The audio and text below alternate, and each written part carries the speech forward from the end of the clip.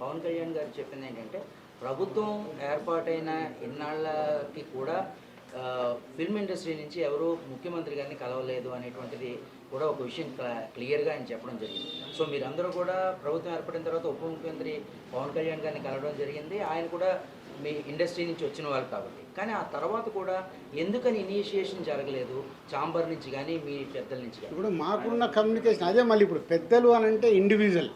మళ్ళీ ఇక్కడ ఏమవుతుందంటే నాకు ప్రాబ్లం ఉంటే నేను పరిగెత్తా, నాగవంశికి ప్రాబ్లం ఉందంటే ఆయన పోయి టికెట్లు తెచ్చుకుంటున్నాడు, మైత్రోళ్ళకి ప్రాబ్లం ఉందంటే వాళ్ళు పోయి టికెట్లు తెచ్చుకుంటున్నారు. అంటే ఈజీ యాక్సెస్.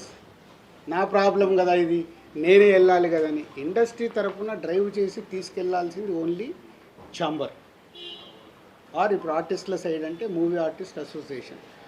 ఛాంబర్ ద్వారా అడిగితే 2 సార్లు మేము కలవడం జరిగింది. ఎఫ్డీసీ ద్వారా అడిగాము అపాయింట్మెంట్, మాకు ఇంకా అపాయింట్మెంట్ రాలేదనేది వాళ్ళ దగ్గరికి వెళ్ళి వచ్చింది.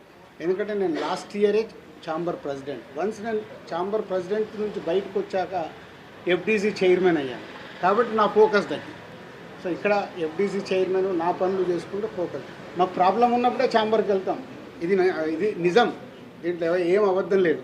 మాకు ప్రాబ్లం లేకుంటే ఎవ్వరము ఆ ఈసీ మీటింగ్కి వెళ్ళి అటెండెన్స్ వేసి బయటకు వచ్చేస్తాం. ఇప్పుడు కళ్యాణ్ గారికి ఏదైనా కోపం వస్తే పెద్దన్న అన్నాను కదా, పెద్దన్న తిడతాడు, పడతాము, ఏముంది. వాళ్ళ హర్ట్ అయ్యారు కళ్యాణ్ గారు, హర్ట్ అవుతూ మమ్మల్ని తిట్టే అధికారం వరకు ఉంది కదా, అట్లా ఆలోచిద్దాం.